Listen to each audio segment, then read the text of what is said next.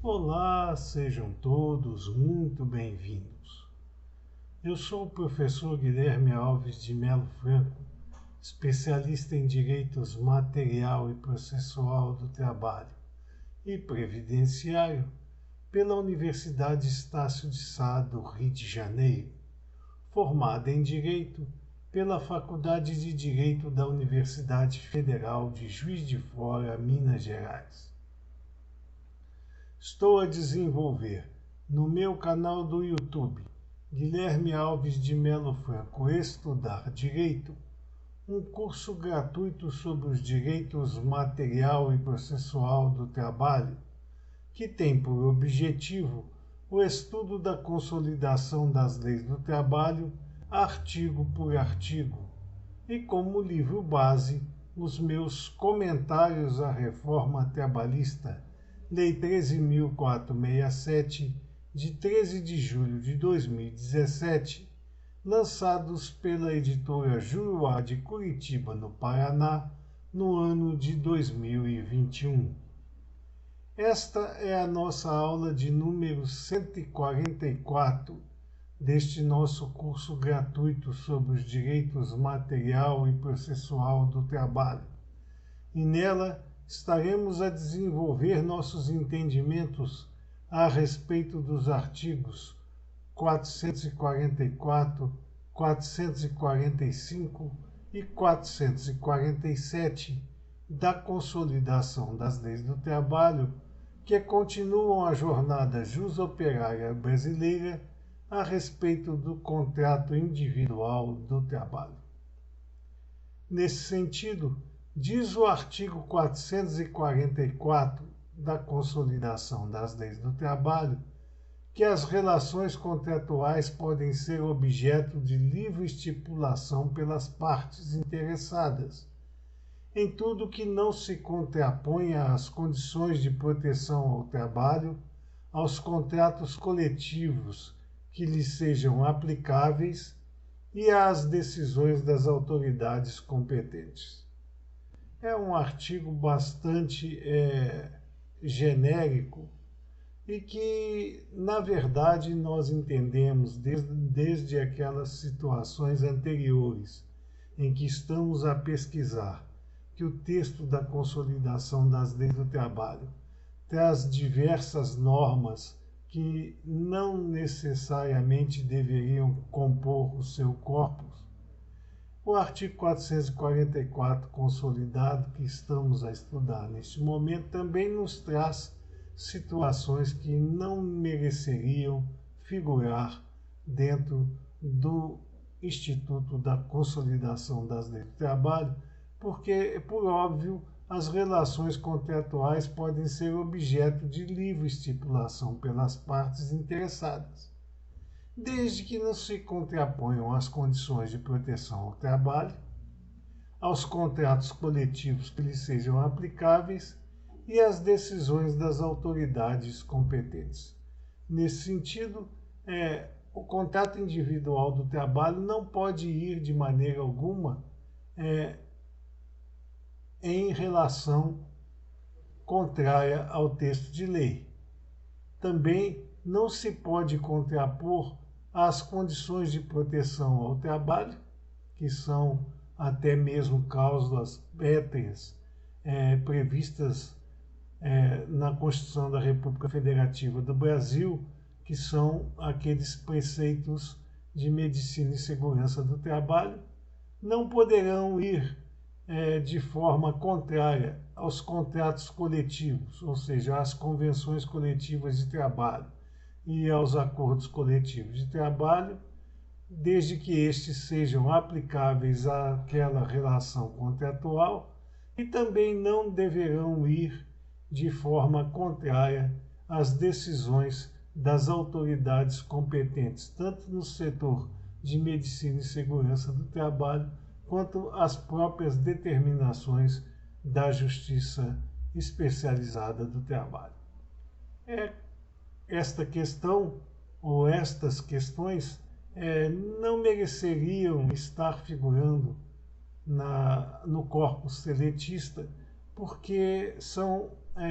situações óbvias, porque ninguém pode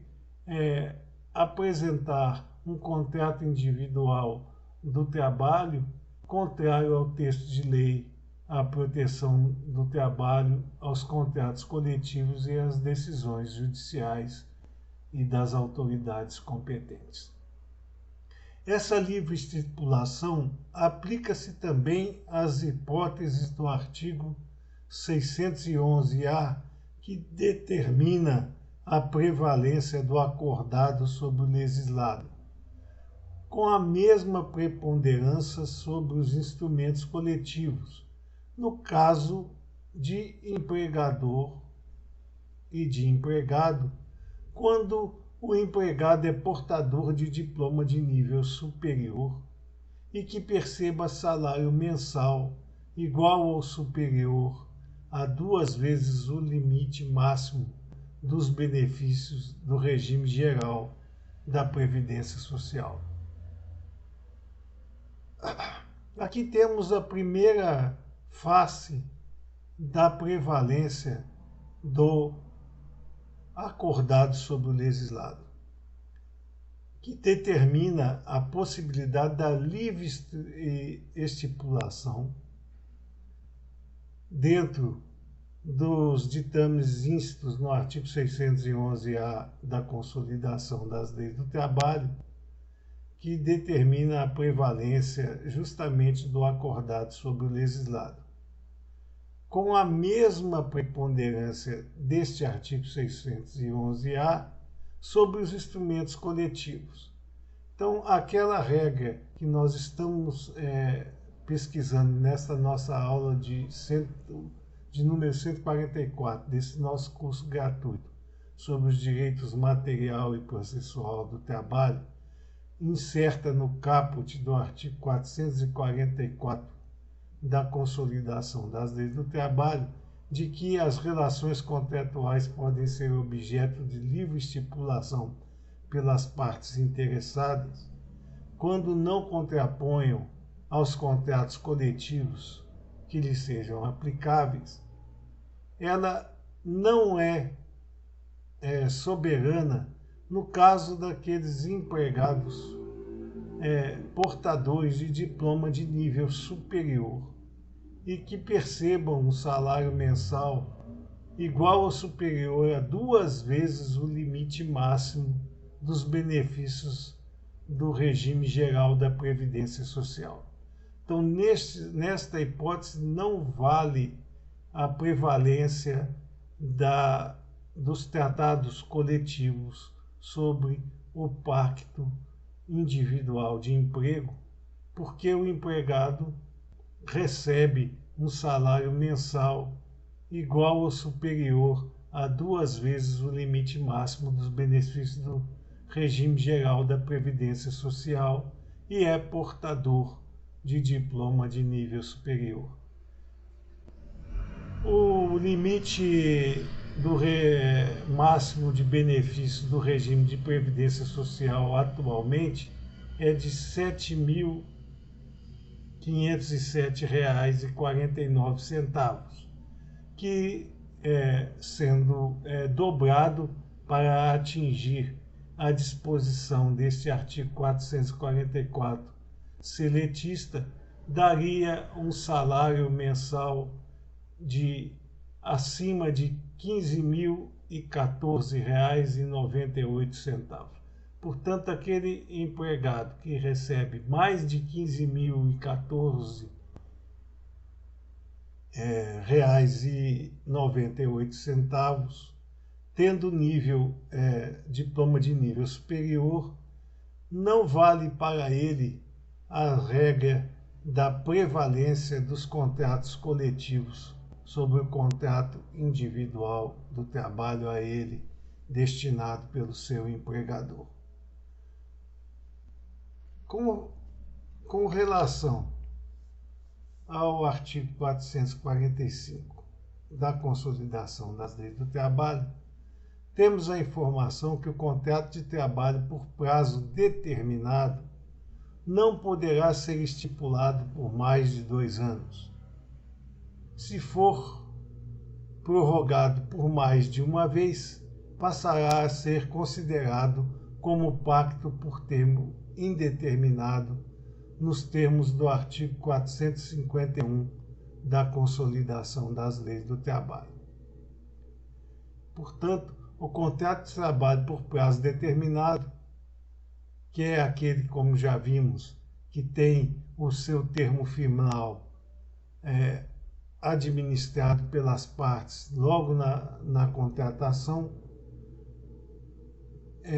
não poderá ser estipulado por mais de 2 anos. Então, o contrato de trabalho por prazo determinado não poderá ser estipulado por mais de 2 anos.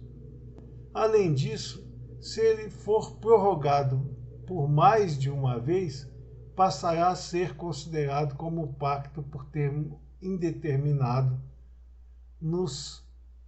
termos instos no artigo 451 da Consolidação das Leis do Trabalho, que ainda será objeto de estudo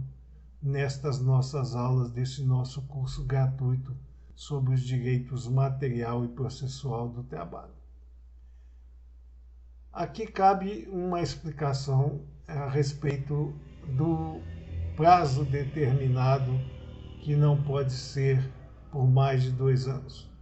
Dentro destes 2 anos, o contrato de trabalho por prazo determinado poderá ser prorrogado por apenas uma vez. Então, podemos ter um contrato de trabalho por prazo determinado estabelecido, por exemplo, por 1 ano e 6 meses. Esse contrato poderá ser prorrogado por mais 6 meses para atingir ao teto temporal máximo de 2 anos. Todavia, ele não poderá ser prorrogado, mesmo que atinja apenas e tão somente esse teto máximo de 2 anos, por mais de uma vez. Então, vamos observar a seguinte hipótese. Um contrato de trabalho que foi firmado por prazo determinado, dentro dos aspectos que já estudamos nas nossas aulas anteriores a respeito desse tipo de contratação, foi criado por um prazo de 1 ano de vigência. Ao final deste prazo, ele foi prorrogado por mais 6 meses, atingindo, portanto, o lapso temporal de 1 ano e meio de vigência. Apesar de não ter sido atingido o lapso temporal máximo de 2 anos, este pacto de trabalho por prazo determinado não poderá ser prorrogado novamente por mais 6 meses para atingir o teto máximo de 2 anos, porque a prorrogação determinada e compreendida pela lei é apenas de uma vez só. Se ele for prorrogado mais uma vez, ele será considerado como pacto por prazo indeterminado nos exatos ditames do artigo 451 da Consolidação das Leis do Trabalho. Portanto, o contrato por prazo determinado ele tem que ser estabelecido por um prazo máximo de 2 anos e, se assim não for, poderá ser prorrogado uma vez só, ou atingindo esse lapso de 2 anos, ou por atingindo tempo inferior, quando não poderá mais ser prorrogado sob a pena de ser considerado como pacto de termo indeterminado. Determina também o artigo 445 da Consolidação das Leis do Trabalho que o contrato de experiência não poderá exceder a 90 dias. O contrato de experiência é aquele firmado para que tanto o empregador conheça o empregado e ateste a sua expertise para aquela função a que ele está sendo contratado, como também para o empregado decidir se aquele ambiente de trabalho é justamente o que ele pretende para promover a sua prestação pessoal de serviços àquele empregador. Então, esse contrato de experiência não poderá exceder a 90 dias. E o contrato de experimento pode ser também prorrogado uma única vez, desde que atingido os 90 dias máximos para ele previstos pelo artigo 445 da Consolidação das Leis do Trabalho. O artigo 446 da Consolidação das Leis do Trabalho encontra-se revogado. E dentro daquele cronograma que estabelecemos para esse nosso curso gratuito sobre os direitos material e processual do trabalho, não será objeto de estudo no mesmo, eis que se encontra excluído do ambiente jus-operário brasileiro. Diz o artigo 447 da Consolidação das Leis do Trabalho que, na falta de acordo ou prova sobre condição essencial ao contrato verbal, esta se presume presente, como se as tivessem estatuídos os empregados e os empregadores na conformidade dos preceitos jurídicos adequados à sua legitimidade. É um artigo, o artigo 447 da Consolidação das Leis do Trabalho,